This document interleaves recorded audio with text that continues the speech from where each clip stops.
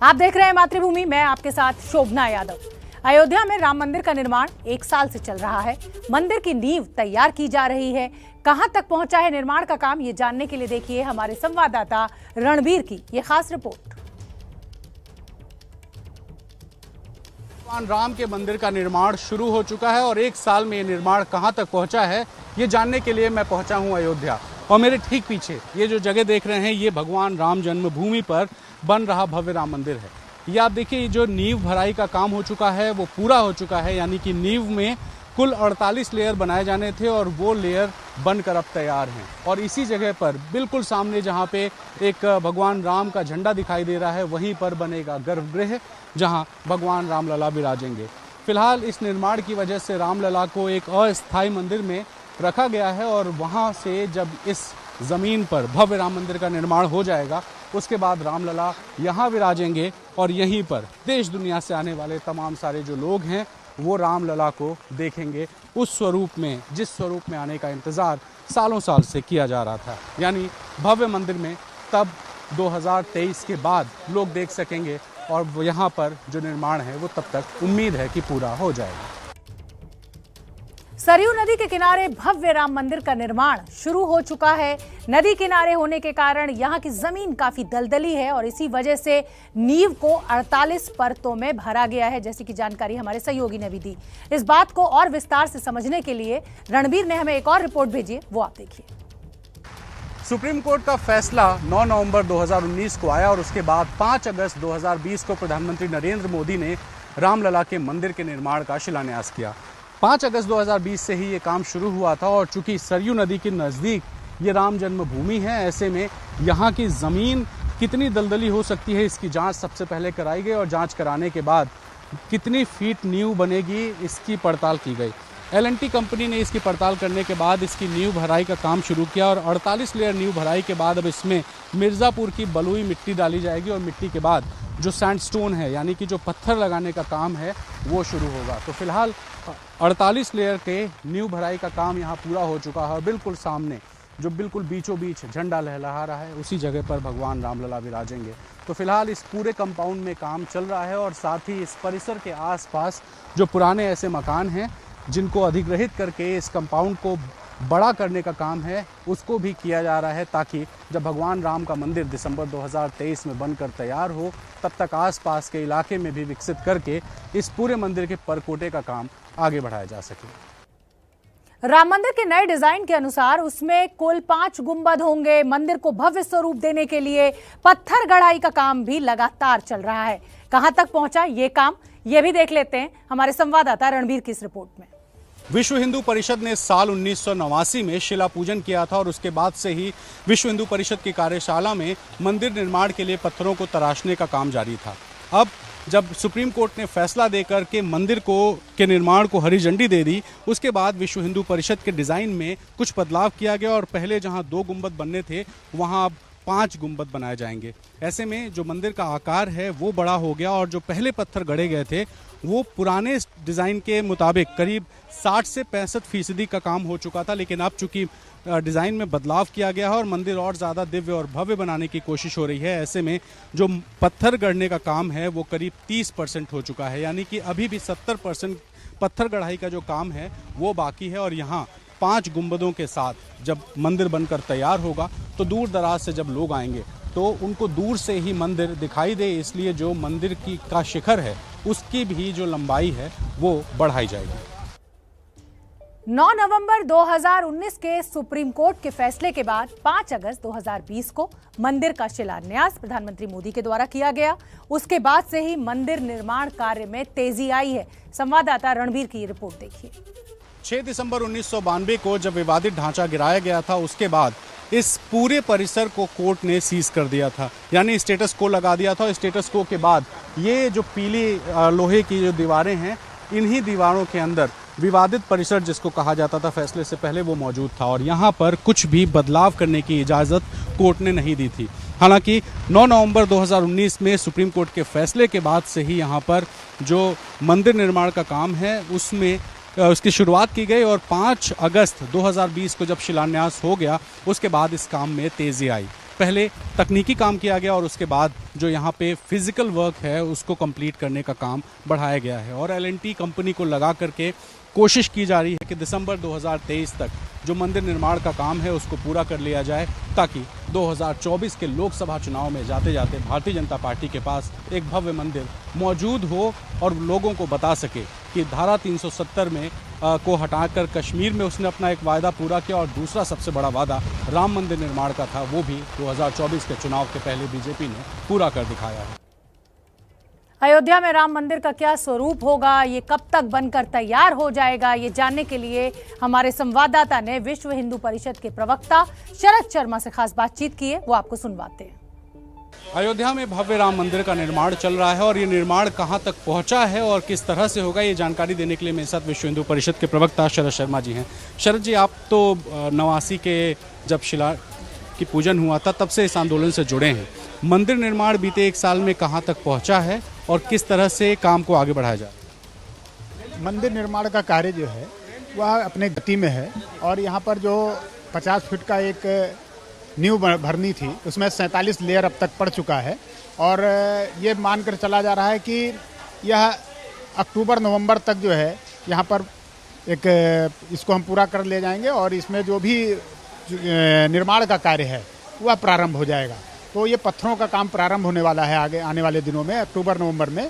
फिलहाल जो है अभी 47 लेयर पड़ चुकी है और 50 फुट तक इसको भरना है। आम जनता जानना चाहती है मंदिर निर्माण कब तक पूरा हो जाएगा? मंदिर निर्माण की जहाँ तक वो है कि घर हम बनाते हैं और घर की शुरुआत ये मानकर चलते हैं कि 1 वर्ष में पूरा कर ले जाएंगे, लेकिन कहीं उसमें गति जो है कभी धीमी भी पड़ती, कभी तीव्र हो जाती है। ठीक उसी प्रकार से ये मंदिर का वो है मुझे, लेकिन ये जरूर है कि ये 2022 में मंदिर का जो एक स्वरूप है वो दिखाई देने लगेगा भक्तों को।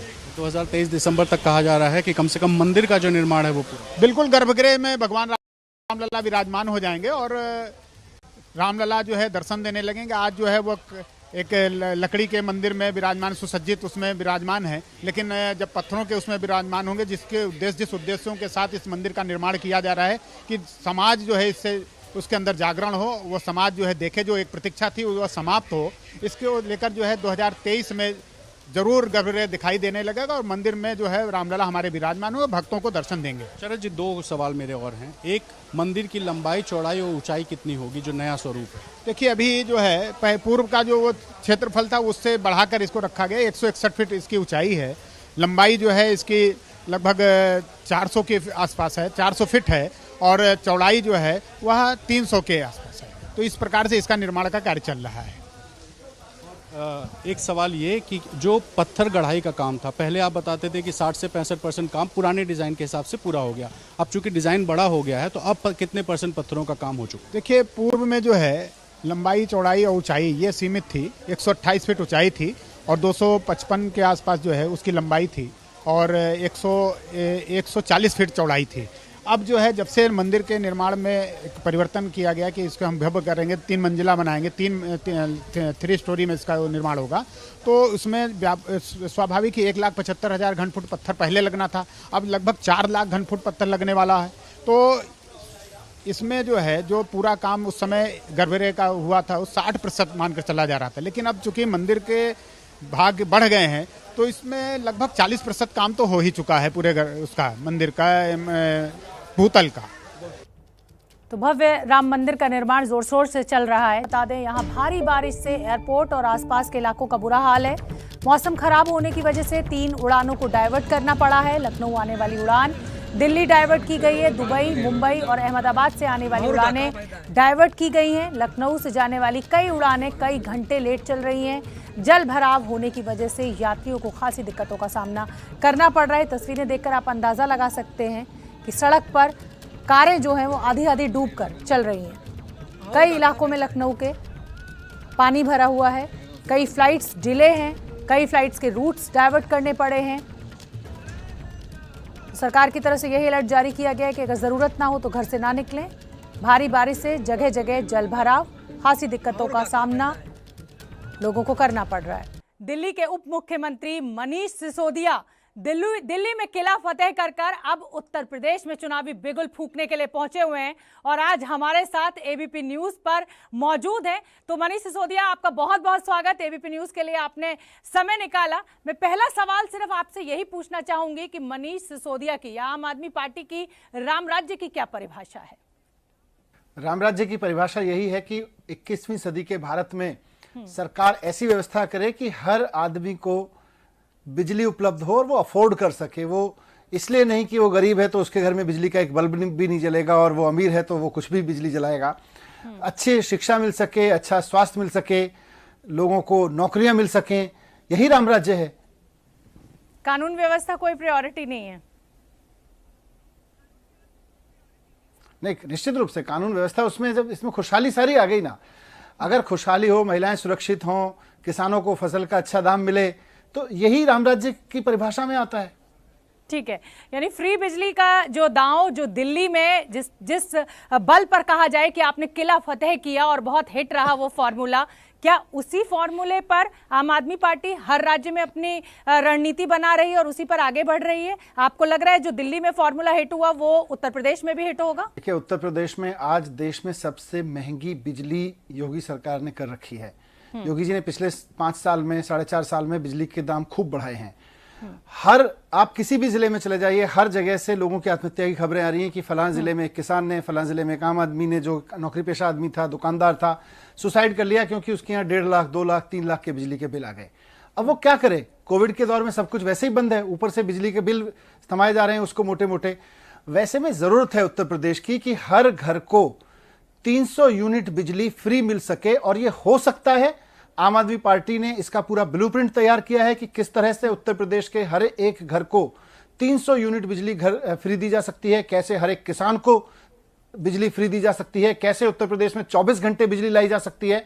इसका पूरा ब्लूप्रिंट आम आदमी पार्टी के पास में है और सरकार बनने के 24 घंटे के अंदर इस पर काम करना शुरू किया जा सकता है। ठीक है, अब पूरा ब्लूप्रिंट मनीष सिसोदिया के पास मौजूद है, आम आदमी पार्टी के पास मौजूद है, फ्री बिजली का फॉर्मूला हिट रहा है, फिर उसके बाद काम की शरण में रहने वाली पार्टी को राम की शरण में क्यों जाना पड़ रहा है?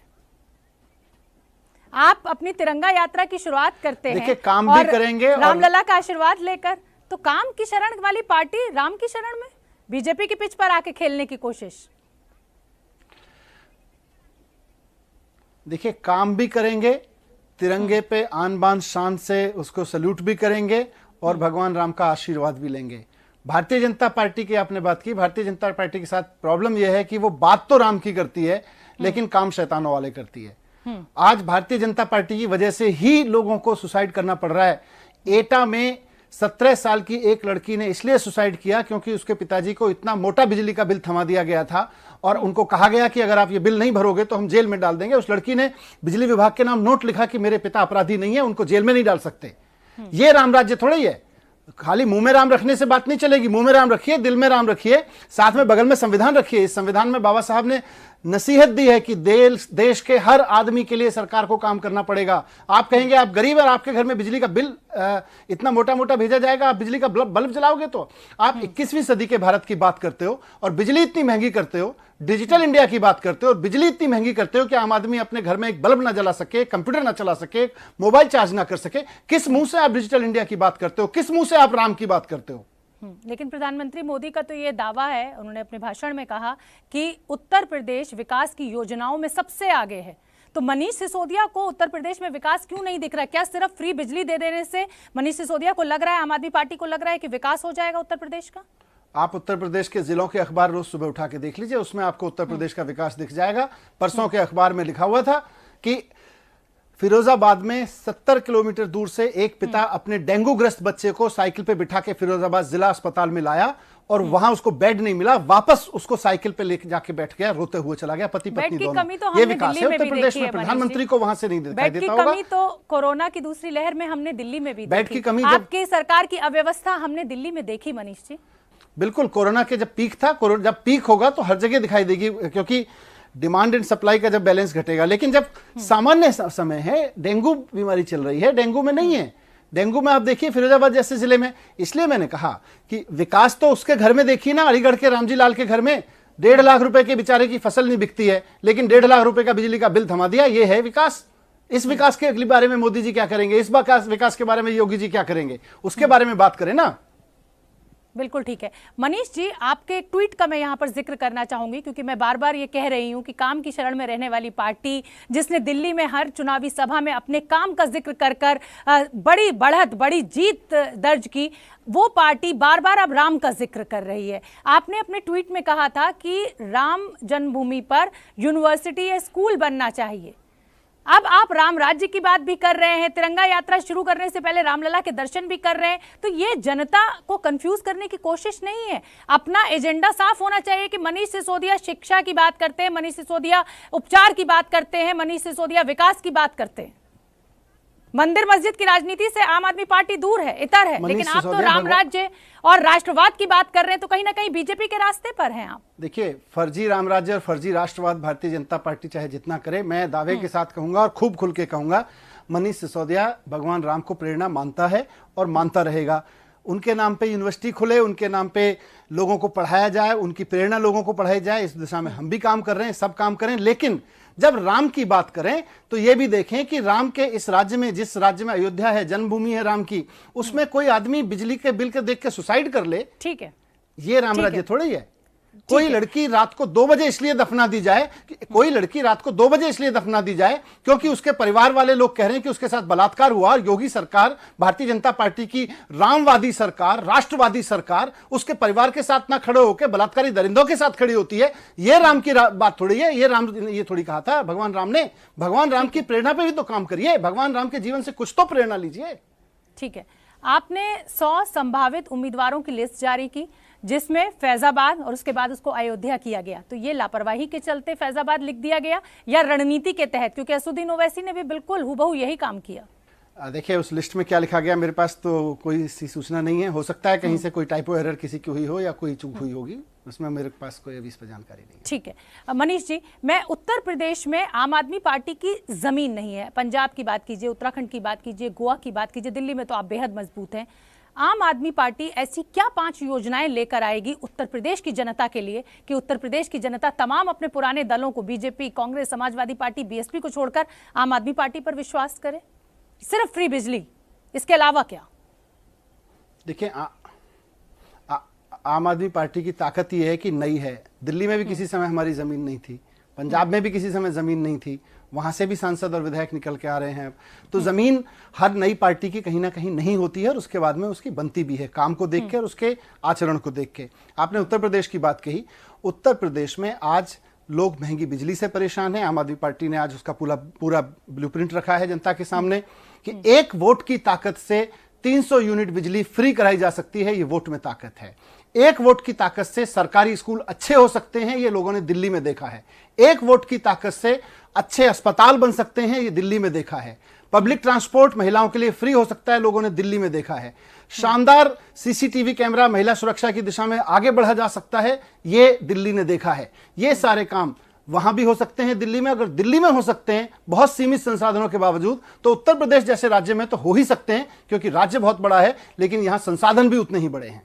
पर विपक्ष तो ये कहता है मनीष जी कि मुफ्तखोरी की आदत डालकर आम आदमी पार्टी जो है वो वोट समेट लेती है, लेकिन जमीन पर असलियत कुछ और होती है।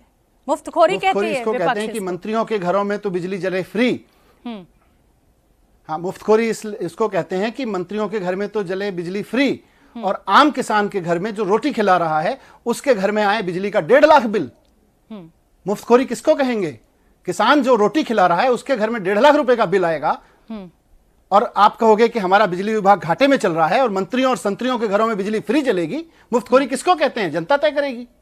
ठीक है, मैं आना चाहूंगी 5 राज्यों में आम आदमी पार्टी किस राज्य में सबसे शानदार भविष्य अपना देख रही है, सबसे उज्जवल भविष्य देख रही है और लग रहा है कि यहां पर हम सरकार बनाने की स्थिति में हैं? देखिए, अब तो जनता को तय करना है, हम जनता के बीच में। मुख्यमंत्री अरविंद केजरीवाल जी ने ऐलान किया है कि हम इन 4 राज्यों में चुनाव लड़ेंगे, पंजाब में भी चुनाव लड़ेंगे, उत्तर प्रदेश, उत्तराखंड, गोवा में चुनाव लड़ेंगे और हम पूरी शिद्दत से चुनाव लड़ेंगे। वहां की जनता को देखना है, वहां की जनता को तय करना है कि मजबूत कहां है, किस राज्य में सबसे मजबूत है। हमारा मुद्दा साफ है, हम ऐसी राजनीति करना चाहते हैं जहां आम आदमी की जिंदगी में बदलाव आए, आम आदमी को अच्छी शिक्षा मिले, अच्छे स्वास्थ्य की सुविधाएं मिले, रोजगार की सुविधाएं मिले, महिला सुरक्षा की सुविधा मिले, वहां पे लोगों को बिजली 21वीं सदी के भारत में लोगों के घर में कम से कम एक बल्ब जलाने के लिए बिजली तो अफोर्ड कर सके, वो आदमी अमीर हो या गरीब हो। वो तो ठीक है, लेकिन मैं आपका आकलन पूछ रही हूँ कि क्या पंजाब में इस स्थिति में अपने को पा रहे हैं कि आप सरकार बनाने जा रहे हैं? मुख्यमंत्री का चेहरा कौन होगा पंजाब में? हालांकि जो हमने सर्वे किया था उसमें अरविंद केजरीवाल पहले नंबर पर थे मुख्यमंत्री चेहरे के रूप में पंजाब में, लेकिन अरविंद केजरीवाल कहते हैं वो दिल्ली छोड़ेंगे नहीं, तो पंजाब में चेहरा कौन? पंजाब में चेहरा कौन होगा ये पार्टी तय करके बाकायदा अनाउंस करेगी, लेकिन ये हमारे लिए खुशनसीबी है कि अरविंद केजरीवाल जी को आज अलग अलग राज्यों में देख रहे हैं कि अलग अलग राज्यों में अरविंद केजरीवाल जी जैसा व्यक्ति मुख्यमंत्री बने, उनके हिसाब से काम करे, जो जनता के हिसाब से। और यही हमारी राजनीति है कि पंजाब में भी लोग चाहते हैं, उत्तर प्रदेश में भी लोग चाहते हैं, उत्तराखंड में भी, गोवा में भी चाहते हैं कि अरविंद केजरीवाल जी आए। आपके सर्वे ने दिखाया कि वो वहां पे पॉपुलर हैं। अब जनता के ऊपर है कि अरविंद केजरीवाल जी तो हर जगह नहीं जा सकते हैं, अरविंद केजरीवाल जी तो दिल्ली के मुख्यमंत्री हैं, लेकिन अरविंद केजरीवाल जी की की तरह से काम करने वाला मुख्यमंत्री वो चुन ले। और आपके चेहरे तो आप जनता पार्टी तय करेगी और पार्टी अनाउंस करेगी। सिसोदिया दिल्ली छोड़कर पंजाब जाएंगे, मुख्यमंत्री का चेहरा हम माने मनीष सिसोदिया हो सकते हैं पंजाब में? नहीं जी, बिल्कुल नहीं। अरविंद केजरीवाल जी ने जैसे अपने बारे में कहा है वैसे ही मैं अपने बारे में कह सकता हूं। मैं दिल्ली की शिक्षा पे काम कर रहा हूं और अभी खुश हूं वहां पे कि वहां की जनता ने मुझे मौका दिया है। पंजाब की जनता अपना शिक्षा मंत्री इस तरह का काम करने वाला चुनेगी। ठीक है, बस एक अंतिम सवाल आपसे जानना चाहूंगी, पेट्रोल डीजल की कीमतों को क्या जीएसटी में शामिल किया जाना चाहिए? उत्तर प्रदेश में जीएसटी काउंसिल की बैठक है, बस ये आखिरी जवाब आप मुझे दे दें, क्या पक्ष है आम आदमी पार्टी का? मैंने जीएसटी काउंसिल की बैठक में काफी समय पहले इस बात को उठाया था कि रियल एस्टेट और पेट्रोल डीजल इनको जीएसटी के दायरे में लेके आइए। मैंने बाकायदा सबको चिट्ठी भी लिखी थी, लेकिन भारतीय जनता पार्टी के वित्त मंत्रियों ने ही इसका उस वक्त पुरजोर विरोध किया था। हालांकि उस वक्त के वित्त मंत्री अरुण जेटली भी इस पक्ष में थे, लेकिन उसके बावजूद भारतीय जनता पार्टी के राज्यों के वित्त मंत्रियों के चक्कर में उस पर चर्चा नहीं होने दी गई। लेकिन मैंने दिल्ली की तरफ से पुरजोर तरीके से इस मांग को उठाया था कि जीएसटी के दायरे में पेट्रोल डीजल और रियल एस्टेट दोनों को ले आया जाना चाहिए। जब तक ये नहीं आएगा तब तक जीएसटी में इधर उधर होता रहेगा। बहुत बहुत धन्यवाद मनीष सिसोदिया हमसे बात करने के लिए, और बहुत बहुत शुभकामनाएं आपको आने वाले 4 राज्यों के चुनाव के लिए। धन्यवाद। पर मध्य प्रदेश के गृह मंत्री नरोत्तम मिश्रा ने हमला बोला है। नरोत्तम मिश्रा ने कहा इंदौर में कि राहुल गांधी इच्छाधारी हिंदू हैं। तो हिंदू धर्म की दलाली करने वाले बयान पर नरोत्तम मिश्रा, जो कि गृह मंत्री हैं, इंदौर में उन्होंने बयान दिया, इच्छाधारी हिंदू है राहुल गांधी। जहाँ तक राहुल गांधी जी का सवाल है, ये इच्छाधारी हिंदू है। सुविधा अनुसार ये धर्म को ग्रहण करते हैं और छोड़ते रहते हैं, कभी टोपी कभी टीका के अनुसार चलते हैं। मैं समझता था कि ये बालपन में कोई बात कहते होंगे, पर अब लगता है कि ये भारत देश को, हिंदू धर्म को, हमारी आस्था को अपमानित करने का कोई अवसर नहीं छोड़ा।